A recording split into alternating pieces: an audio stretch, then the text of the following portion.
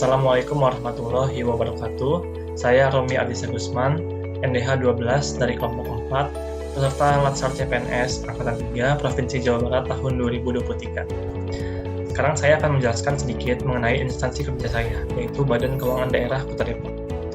Badan Keuangan Daerah Kota Depok dibentuk berdasarkan Undang-Undang Nomor 5 Tahun 1999 dengan nama Dinas Pendapatan dan Pengelola Keuangan dan Aset, atau yang disingkat BPPKA.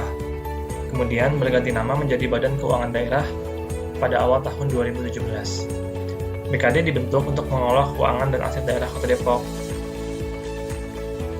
BKD Kota Depok memiliki visi, yaitu Kota Depok yang maju, berbudaya, dan sejahtera. Kemudian untuk mewujudkan visi tersebut, BKD Kota Depok memiliki misi, yaitu yang pertama, meningkatkan pembangunan infrastruktur berbasis teknologi dan berwawasan lingkungan. Yang kedua, meningkatkan tata kelola pemerintahan dan pelayanan publik yang modern dan partisipatif. Yang ketiga, mewujudkan masyarakat yang religius dan berbudaya berbasis kebinekaan dan ketahanan keluarga. Yang keempat, mewujudkan masyarakat yang sejahtera, mandiri, dan berdaya saing. Lalu yang terakhir, mewujudkan kota yang sehat, aman, tertib, dan nyaman. Kemudian, struktur organisasi dari Badan Keuangan Daerah Kota Depok. BKD Kota Depok dipimpin oleh kepala badan yang membawahi 7 bidang. Yang pertama adalah sekretariat, kedua adalah bidang anggaran, bidang pajak daerah 1, bidang pajak daerah 2, bidang pengelolaan aset, bidang perbendaharaan dan pengelolaan belanja pegawai, dan yang terakhir, bidang akuntansi dan data keuangan.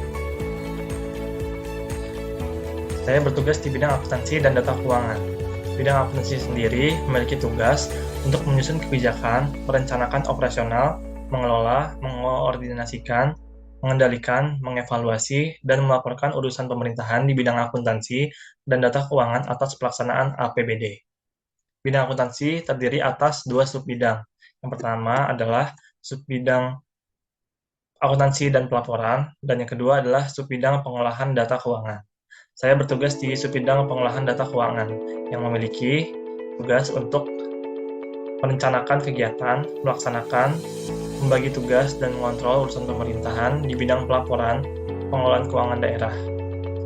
Dan fungsi subbidang pengolahan data keuangan yaitu yang pertama, pelaksana rencana kegiatan mengacu pada rencana kerja bidang akuntansi dan data keuangan. Pengolahan data laporan keuangan dan pertanggungjawaban pelaksanaan APBD, pengumpulan, pengolahan data dan informasi, inventarisasi permasalahan, serta melaksanakan pemecahan permasalahan yang berkaitan dengan pengelolaan keuangan. Yang keempat, perencanaan, pelaksanaan, pengendalian, evaluasi, dan pelaporan kegiatan subbidang. Yang kelima, perumusan bahan kebijakan, bimbingan, dan pembinaan, serta petunjuk teknis yang berkaitan dengan pelaporan pengelolaan keuangan daerah. Yang keenam, pelaksanaan bimbingan, pembinaan, dan pengawasan terhadap pengelolaan keuangan daerah. Lalu, yang ketujuh, pelaksanaan koordinasi, pengawasan, dan pengendalian pengelolaan keuangan daerah. Yang kedelapan, pelaksanaan pemeliharaan dan pengendalian sistem aplikasi pengelolaan keuangan daerah. Yang kesembilan, pelaksanaan analisis dan pengembangan kinerja subbidang. Dan yang terakhir, pelaksanaan tugas lain sesuai bidang tugasnya yang diberikan oleh pimpinan. Kami memiliki standar pelayanan, yaitu yang pertama, profesional dalam melakukan tugas pelayanan, dan yang kedua, melaksanakan tugas dengan sungguh-sungguh agar tidak terjadi kesalahan dalam menyiapkan, mengolah, dan mempertanggungjawabkan pekerjaan. Wujud implementasi Smart ASN di lingkungan instansi.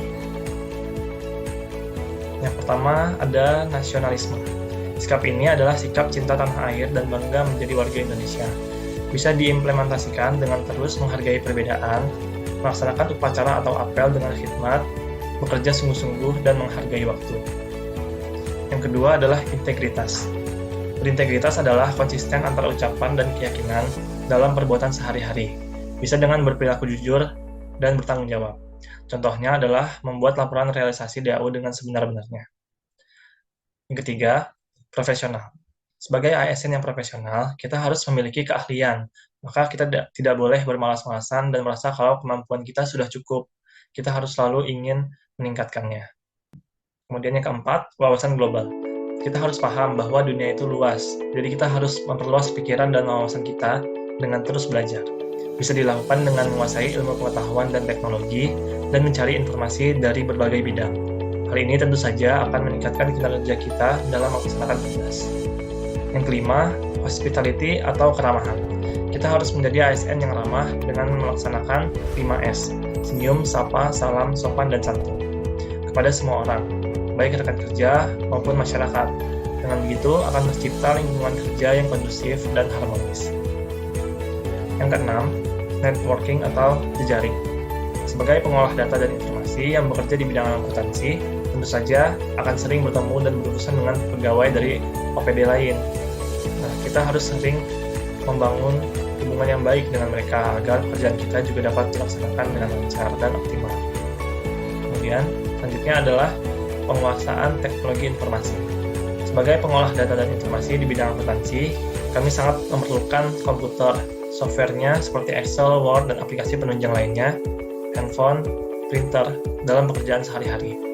Maka kita tentu harus menguasai teknologi tersebut agar pekerjaan kita bisa dilaksanakan dengan lancar dan tidak terganggu. Kemudian, ada bahasa asing. Kita harus terus mengasah kemampuan berbahasa kita. Salah satunya adalah bahasa Inggris selaku bahasa internasional, karena terkadang sumber bacaan pengetahuan dan menu pada aplikasi berbahasa Inggris. Kemudian yang terakhir adalah entrepreneurship atau jiwa wirausaha. Kita harus memiliki jiwa-jiwa seperti seorang pengusaha, yaitu berani mengambil risiko, kreatif, inovatif, dan pantang menyerah. Baik, sekian penjelasan saya mengenai instansi kerja saya dan cara mewujudkan Smart ASN di lingkungan instansi. Terima kasih. Wassalamualaikum warahmatullahi wabarakatuh.